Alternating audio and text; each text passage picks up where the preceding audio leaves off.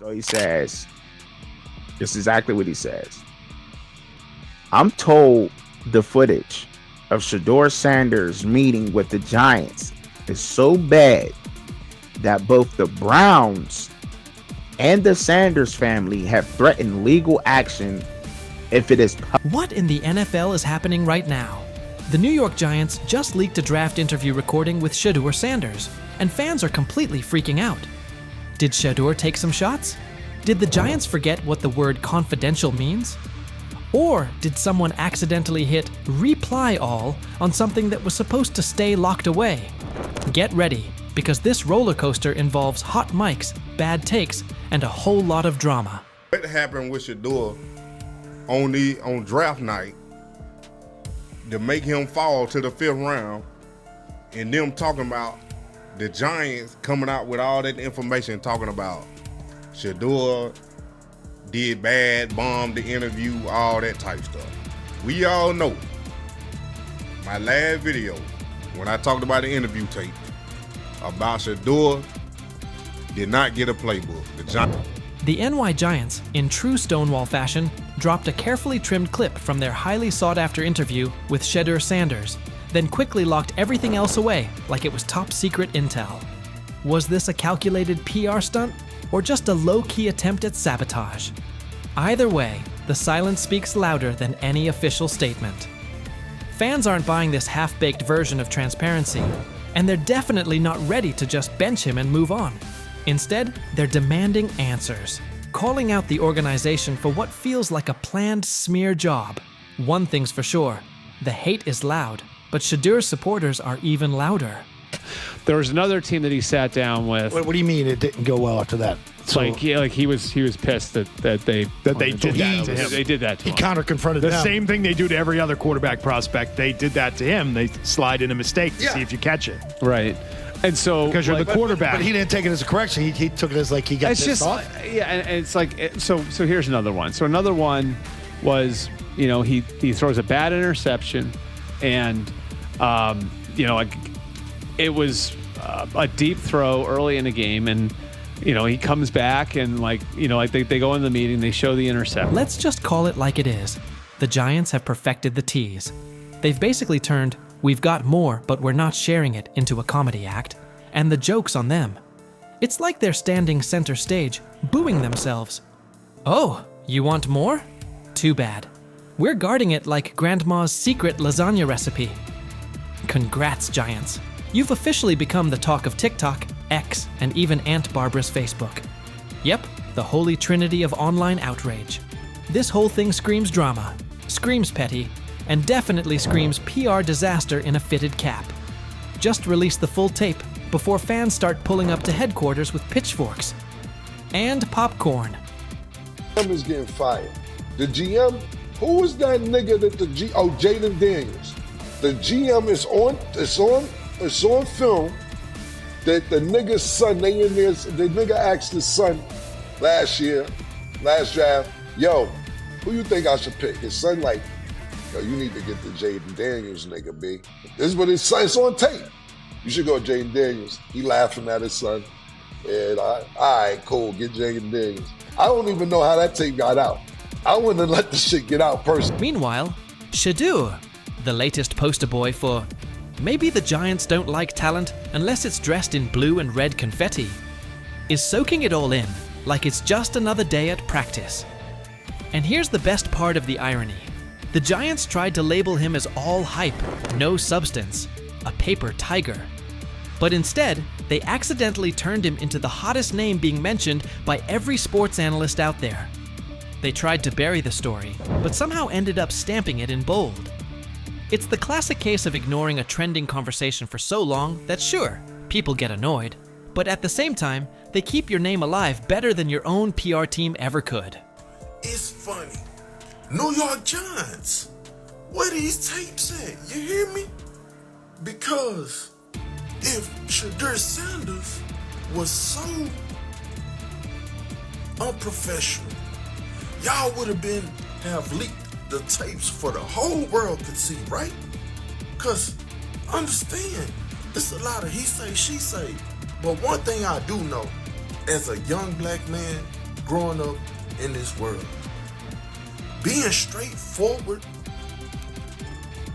and not sugarcoat anything. Oh, this narrative is pure gold. Giants PR completely skipped subtlety and went straight to the "we don't like his dad" playbook. A move so awkward, it's like trying to dunk and ending up in a kiddie pool. You can almost picture them brainstorming it. Yeah, we're just not fans of QB families that aren't ours. Because nothing screams professionalism quite like having zero self-awareness. And the fan reactions? Absolutely priceless. That one little clip was all it took to set the internet on fire.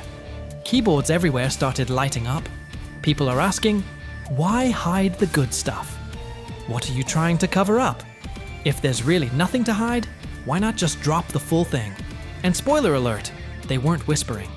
Social media exploded faster than a New York City grill on Memorial Day weekend. Them out. Another moment. What they do during the film and the combine and the meetings is teams will install mistakes intentionally planted in the install, and they want you to catch them. Shedeur didn't, and when a coach called him out, once again, it didn't sit well. It's like, bro, there's not many teams needing quarterbacks, especially since Pittsburgh appears to have a deal with Aaron Rodgers and Tennessee's getting Cam Ward.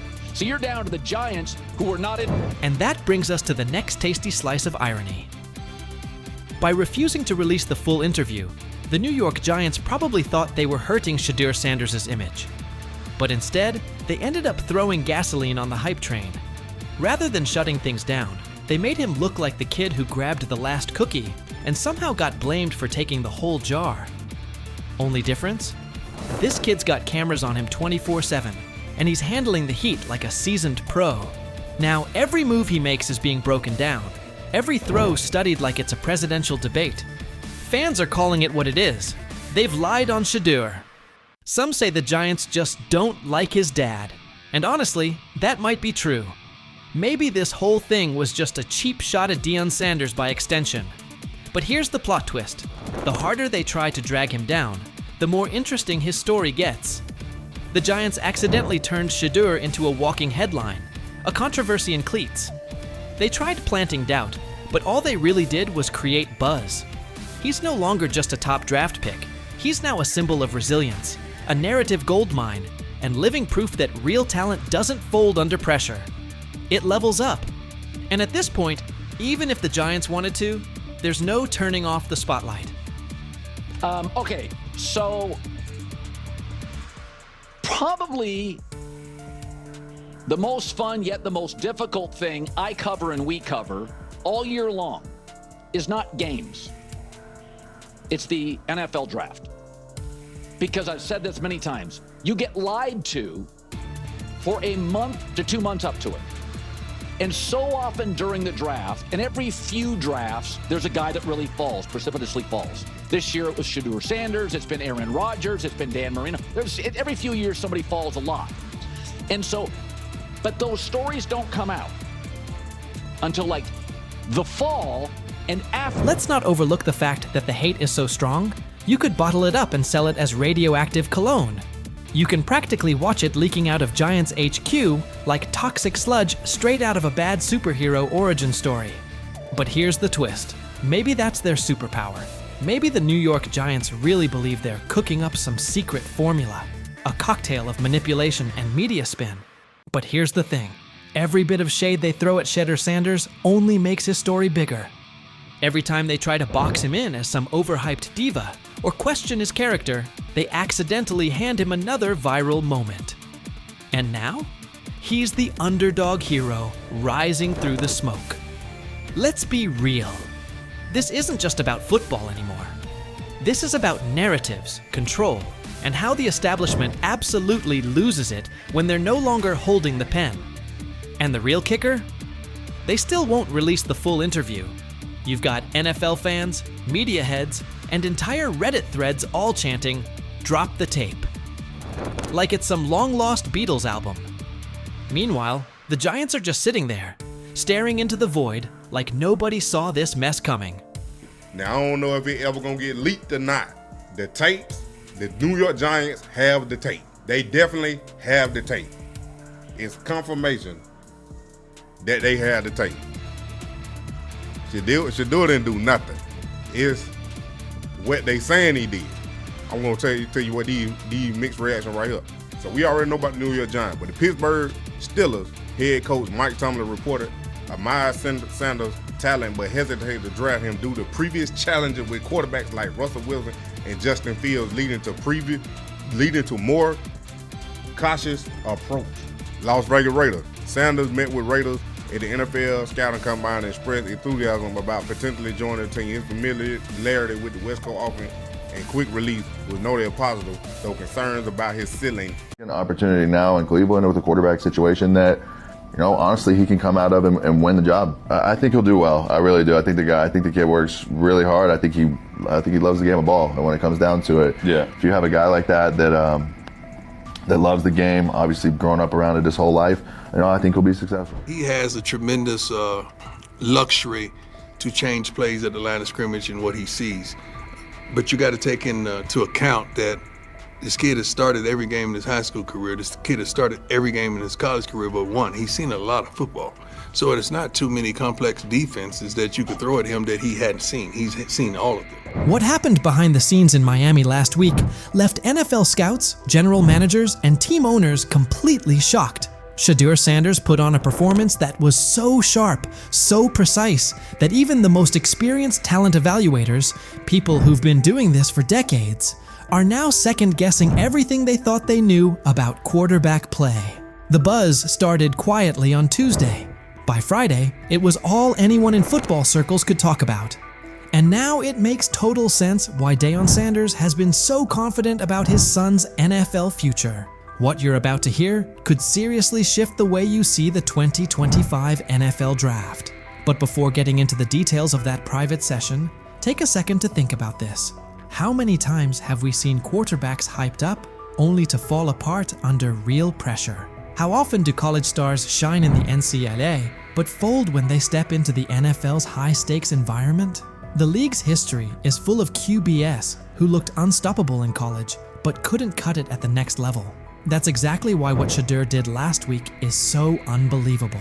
This wasn't a flashy highlight reel against weak college defenses. It wasn't a carefully edited clip designed to go viral. This was a real, high-stakes NFL-style workout, with all the pressure you can imagine. Here's what we know. About 3 weeks ago, word started to get around that Shedeur had scheduled a private workout in Miami. But this wasn't just any workout. It took place at a top-tier training facility, the kind of place where legends like Tom Brady and Aaron Rodgers go during the offseason to sharpen their skills. It's a spot known for its privacy and intensity, far away from media noise. But here's where things got really serious. Shedeur didn't just bring in a few position coaches or local scouts. He invited the big names, the harshest critics. These were evaluators who don't get impressed by flashy stats or famous families. Think former NFL defensive coordinators who've built entire careers on shutting down elite QBs. Think scouts who've analyzed everyone from Peyton Manning to Patrick Mahomes. And they all showed up. Every one of them. Inside the facility, the vibe was intense.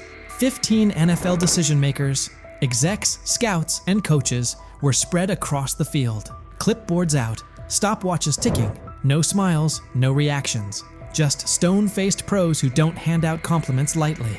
Then Shedeur walked onto the field. No hype, no background music, no cameras trying to catch a viral moment. Just him, carrying the weight of his family name and the hopes of Colorado fans everywhere. The place went silent. And what followed? That's when everything changed. I think he's done a great job. He's a super nice kid. Those guys, the people I work with that interview him and stuff, he's a great guy. He's just got to, he's got to kind of put himself under the radar and work every day, which he seems to be doing. The first drill looked pretty basic on the surface. 40-yard throws to stationary targets. Seems simple, right? Not exactly. These weren't college-level wideouts standing out there. They brought in former NFL receivers, guys who really understand how to create separation and run routes with pro-level precision.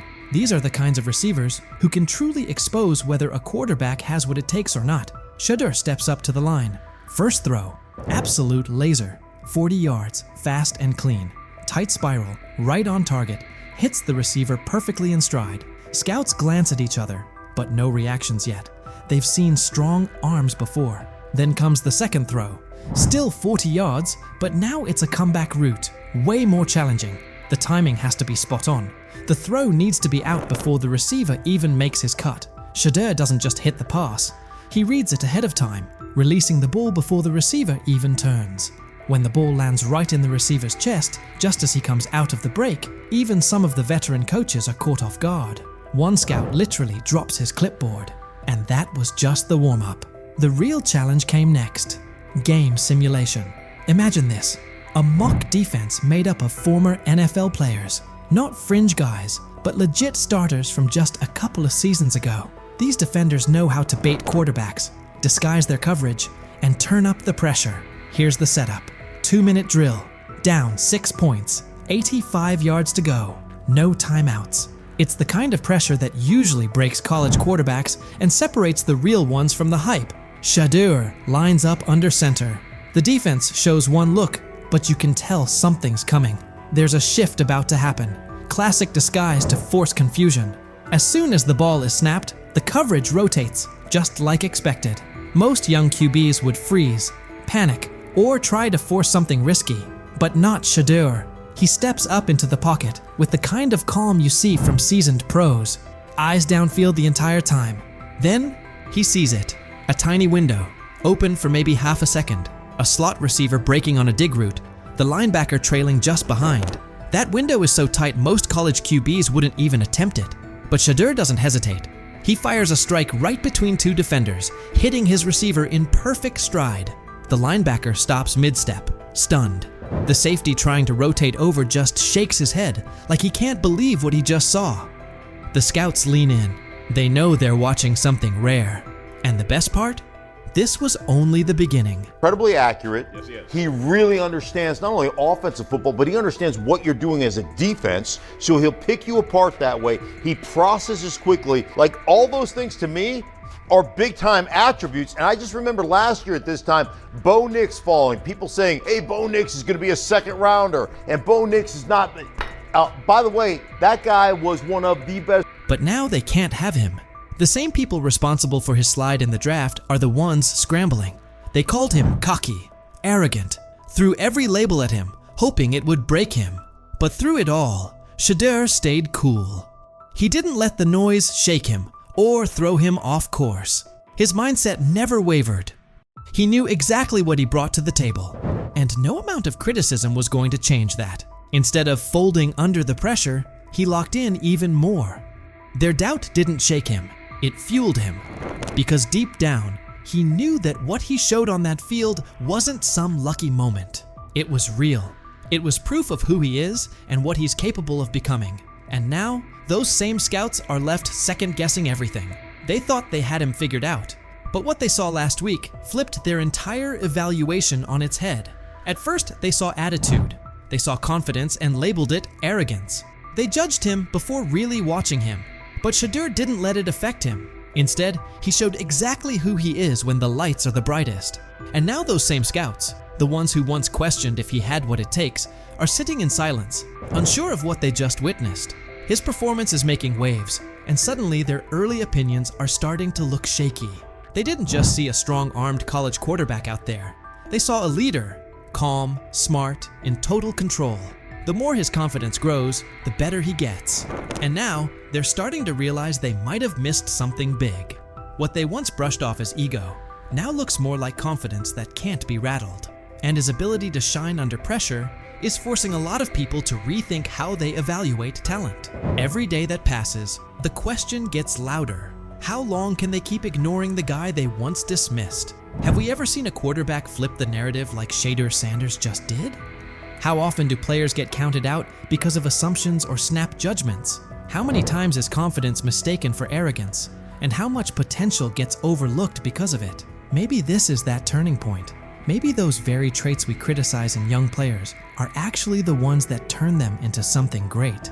What if Shedeur is exactly the kind of quarterback the league's been missing? What if we're watching the start of something special? So what do you think? Could Shedeur Sanders be the real deal? And what kind of impact will his rise have on the 2025 NFL Draft? We have seen Shedeur Sanders take second-team reps before, but today, interestingly, at least during one move-the-ball period, it was really one of the first move-the-ball periods that we've seen, the Browns actually had Shedeur Sanders go ahead of Dillon Gabriel. Yeah, I think so. I think he's earned it, and I think we've all seen that. He's done a really, really nice job with all of the things that the Browns have given him to do so far. Big news out of Cleveland. Things have taken quite a turn. Mary Kay Cabot, who used to be one of Shedeur Sanders' biggest critics, is now giving him credit where it's due. She recently shared that Shedeur has officially moved up to take first-team reps at training camp, ahead of Dillon. According to Cabot, Shedeur didn't just land the spot, he genuinely earned it, showing real improvement and skill. This is a big shift in how Shedeur is being talked about, and it really speaks to his hard work and focus. Cabot now says he's no longer just a rookie backup, he's a real contender for the starting QB job. Head coach Kevin Stefanski has reportedly approved Shedeur for those first-team reps, which are expected to start next month. It's a big step forward, and a clear sign that Shedeur is ready to compete at the top level. As we get closer to the season, all eyes will be on Shedeur to see if he can lock in that starting role. But it wasn't always this way. Back during minicamp and OTAs, Cabot was one of his toughest critics. She constantly labeled him as a fourth-team quarterback and argued that he wasn't getting the reps he needed to show what he could do. For a while, she seemed like one of the only media figures not sold on his potential. While most of the coverage was backing Shedeur, Cabot stood firm in her doubts about whether he was truly ready. The way it played out yesterday is the way that I thought it would, is that Shedeur right now is the fourth-team quarterback. He did not take any team reps yesterday. Sometimes there's misinformation that comes out of an OTA like that, but he just did not take any team reps. And not just that he wasn't the second guy or the first guy, he didn't take any 11-on-11s yesterday. At one point, Mary Kay Cabot even claimed that Cleveland wasn't setting up Shedeur Sanders to compete for the starting role. In her view, Shedeur wasn't in line to start any preseason games, at least not yet. While he was holding it down with the fourth-team offense, Cabot highlighted that he wasn't being prepped the same way as Dillon Gabriel or the more experienced Kenny Pickett. According to her, the coaching staff hadn't given Shedeur the go-ahead to practice with the first-team unit, leaving a lot of people wondering what his actual role on the team would be. At that stage, it was obvious Shedeur still had a lot to prove. When Cabot was pushing the idea that Shedeur was stuck as the fourth-string QB, plenty of people pushed back, and Kimberly A wasn't having it. When she was asked whether Shedeur had been buried on the depth chart, she didn't hesitate. Kimberly shut the notion down completely. She said flat out that there was no way you could seriously put him in that spot. Anyone who thought Shedeur was being overlooked, she said, was just getting it wrong. According to Kimberly, it wasn't just unlikely, it was straight up inaccurate to say he wasn't being noticed. His skill, presence, and the way he played made it impossible to ignore him. He's as old as Harry, and you're sending him out there against these guys. I don't like anything about it. Extension because it hurts the team every way you look at it. And then finally, Kmart. If I said Cleveland, are they making a mistake burying Shedeur Sanders on their depth chart? Greeny, I don't think he's buried at all. I think it's so premature to even frame it like this. I understand the interest given the fact that there are 4 quarterbacks there, but to say a disservice is being done to Shedeur, I think is a bit. Mary Kay Cabot didn't just stop at calling Shedeur a fourth-string quarterback. She kept doubling down. She even floated the idea that Deshaun Watson could return and take the first-team reps instead of Shedeur. Her comments came across like she was trying to downplay any momentum Shedeur was building, insisting that Watson would likely have the better shot at running the offense. It started to feel like she was more focused on finding ways to discredit Shedeur than acknowledging his progress. Even with his clear potential and steady improvement, Cabot kept pushing a narrative that seemed more about keeping him out of the spotlight than giving him a fair shot. People kind of went crazy over something I wrote last week, that Deshaun's going to have a chance to come in and compete. I didn't say Deshaun was going to come in and be the starting quarterback, that it will be someone else. I don't know if it will be a rookie that they bring in. I don't know if it will be someone that is on someone's roster right now that they're going to try to trade for. Mary Kay Cabot didn't hold back when talking about Shedeur Sanders after his ticketing incident. She openly questioned whether he had what it takes to be a true quarterback, calling the situation a serious red flag. Cabot didn't just mention the speeding. She pointed out that Shedeur was going a shocking 40 miles over the limit. She even claimed he was racing another driver who was clocked at 92 miles per hour, describing the whole thing as reckless and dangerous. Her coverage left no room for interpretation. "This isn't what you want from your quarterback," she said, framing the incident as more than just a traffic mistake. It was, in her view, a sign of deeper concerns about his maturity and leadership. But Shedeur's fans weren't having it. The backlash came quickly and loudly. As the criticism piled up, Cabot eventually shut off her comments, clearly seeing that the narrative she'd been pushing was falling apart. She started to realize that sticking to her stance would only hurt her credibility, especially with Shedeur continuing to prove himself. Recognizing that it's okay to change course when the facts do, Cabot finally gave Shedeur his due. She acknowledged his obvious talent and the progress he's made, fully backing him now as a key part of the Browns' quarterback picture. After everything, she had to face the reality. Shedeur Sanders was the real deal. She admitted he had pulled ahead of Dillon Gabriel on the depth chart and was now getting first-team reps. The work Shedeur had put in, the strides he made, and the undeniable skill he showed on the field couldn't be ignored anymore. Cabot came to terms with what had become crystal clear. Shedeur was a serious contender for the starting quarterback job. His moment had arrived. Seen Shedeur Sanders take second-team reps before, but today, interestingly, at least during one move-the-ball period, it was really one of the first move-the-ball periods that we've seen, the Browns actually had Shedeur Sanders go ahead of Dillon Gabriel. Yeah, I think so. I think he's earned it, and I think we've all seen that. He's done a really, really nice job with all of the things that the Browns have given him. Mary Kay Cabot even went so far as to say that Shedeur Sanders had left a strong impression every time he spoke to the media. She pointed out how his poise and maturity during interviews only added to his rising reputation, stressing that the Browns were taking everything into account. According to her, Shedeur seemed to stand out above every other quarterback on the roster. It was becoming more and more obvious that his progress wasn't limited to just what he was doing on the field. He was also stepping up as a leader off of it. Her change in tone showed just how hard it was to ignore Shedeur's impact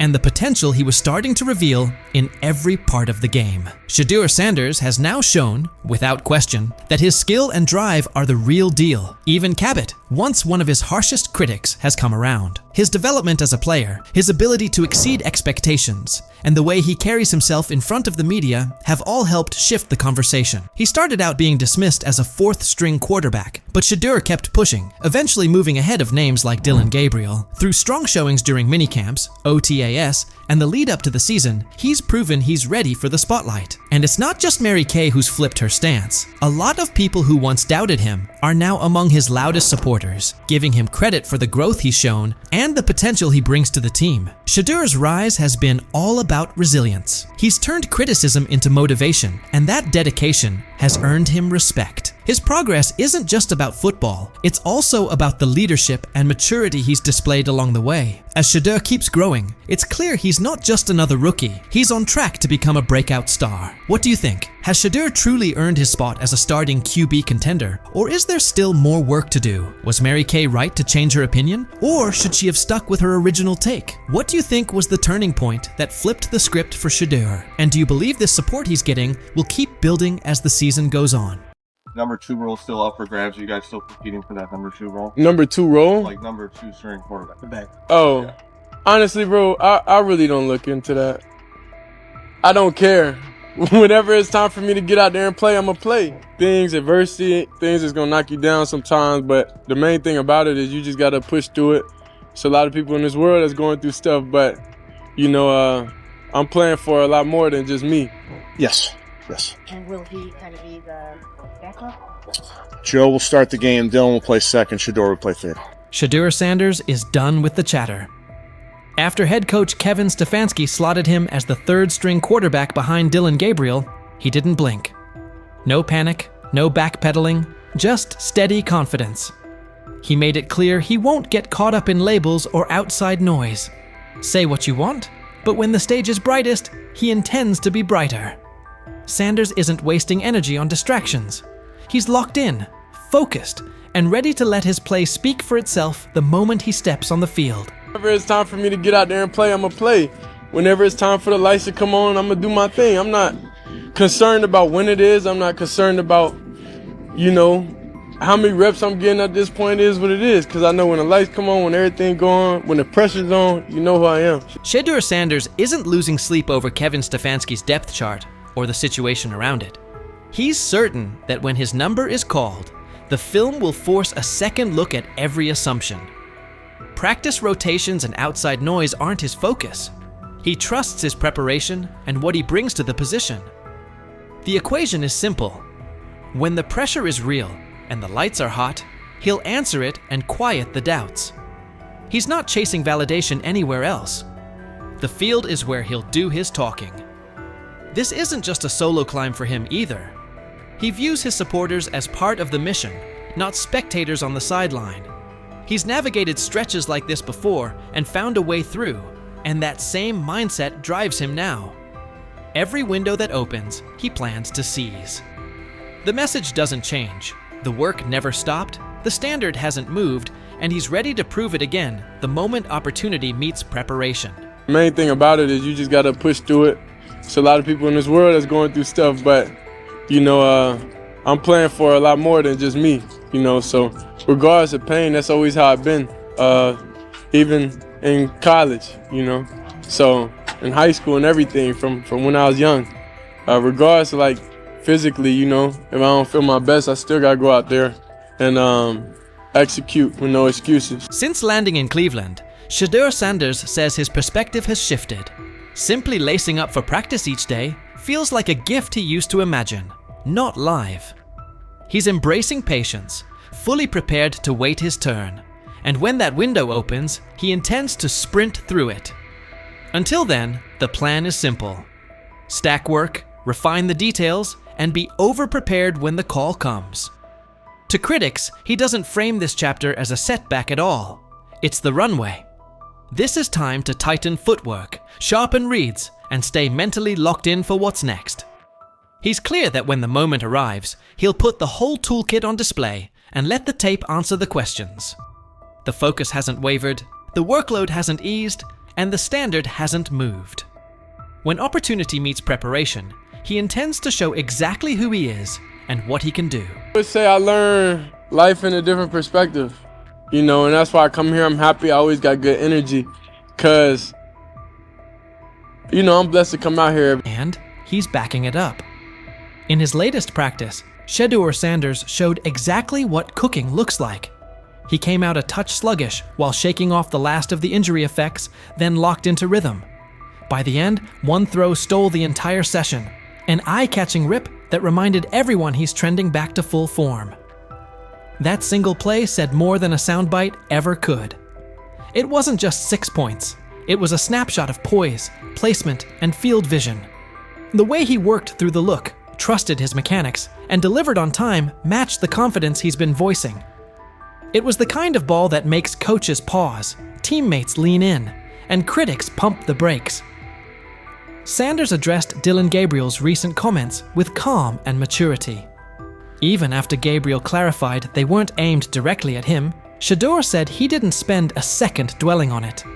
He believes God gives him the steadiness to stay grounded and avoid reacting to every headline. The noise is irrelevant. His focus stays the same.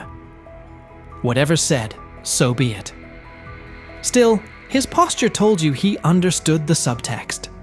He carried himself like someone who knew the message had him in mind, and he turned it into quiet fuel. The composure wasn't about pretending nothing happened. It was about showing he's bigger than the back and forth. He knows the real answer won't come from a podium.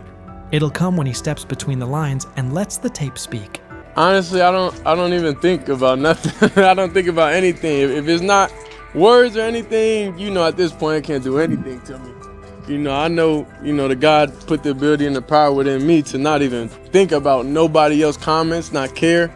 It is what it is. I spoke with him. He said, nah, bro, that wasn't. He said, that wasn't. He told me on the plane. He came up. He was like, nah, bro, that wasn't at you. I see how they trying to spin. I'm like, oh, all right. I'm not tripping, regardless of whatever it was. He's right to ignore most of it. Not every take deserves oxygen. There will always be bandwagon critics who pile on when things look rough and pivot the second momentum flips. The same voices throwing shots now will rush to celebrate him once he delivers. And you can bet Colin Cowherd will be near the front of that line. He's been all in on the skepticism around Shedeur Sanders lately, using every opening to question him. Cowherd praised Kevin Stefanski for elevating Dillon Gabriel to quarterback 2 and sliding Shedeur to 3rd, calling it the smart, low-risk move and proof of Stefanski's top-tier instincts. But it's hard to miss how quickly Cowherd writes Shedeur off, as if he's eager to see a miss before the kid gets a fair runway. Cowherd didn't stop there. He mocked Shedeur and his supporters, pointing out that several franchises were searching for starters and many more needed steady backups, and none chose him. He hammered the draft optics too, Dillon Gabriel in the 3rd round versus Shedeur in the 5th, framing that as the league's verdict. In his telling, the message is already settled. Shedeur's backers may have shrugged at that before, but, as Cowherd puts it, the numbers make the case. And many of us believe Jimmy Haslam, the owner of the Browns, is the one that nudged the front office into drafting him. So the Browns drafted Dillon Gabriel 2 rounds before. So you can run to your Reddit board and dogpound.com and say it's a conspiracy, but the whole league told you he's a 5th-round quarterback. And the Browns are telling you, Kevin Stefanski, who won 11 games in 2023 with nonsense in a division with the Ravens, in the AFC. Shedeur Sanders' time in Cleveland is turning into a story of resilience, focus, and quiet resolve. Even as the 3rd-string quarterback behind Dillon Gabriel, he hasn't let rankings or outside opinions throw him off course. From day one, he's kept his eyes on the bigger picture, steady growth, daily preparation, and being ready the second his opportunity arrives. Every critique is fuel, not a verdict, and he's using it to sharpen his game. His recent work on the field backs that up. Coming off injury, he settled in quickly and found his rhythm, capping practice with a pinpoint touchdown that stood out as the day's highlight. The timing, placement, and poise on that throw reflected the same confidence he's been preaching, reading the look, trusting his mechanics, and executing cleanly. It's the kind of rep that gets a coach's attention, earns teammates' trust, and makes skeptics pause. Sanders' maturity shows in how he handles chatter from teammates, rivals, and the media. Whether responding to Dillon Gabriel's comments or brushing off negative noise, he stays grounded, crediting faith and focus for keeping him steady. He knows the talk is part of the job, and he's committed to letting the film speak louder than any quote. Meanwhile, critics like Colin Cowherd have leaned into the doubts, pointing to draft status, Gabriel in the 3rd round, Shedeur in the 5th, and the lack of immediate interest from teams as proof the league has already made up its mind. Sanders isn't letting that define him. He understands success isn't about early labels. It's about persistence, preparation, and performance when it counts. As he keeps stacking work and embracing each rep, it's clear he's preparing for the moment his potential becomes undeniable. The road may be tough, but his discipline and mindset suggest he's more than capable of rising above doubt and making his mark in the NFL. What's your read on Shedeur Sanders' approach so far? Do you think his patience and focus will pay off once he gets real snaps? And how much do takes like Colin Cowherd's actually impact a young quarterback? Do they hinder, or do they add fuel?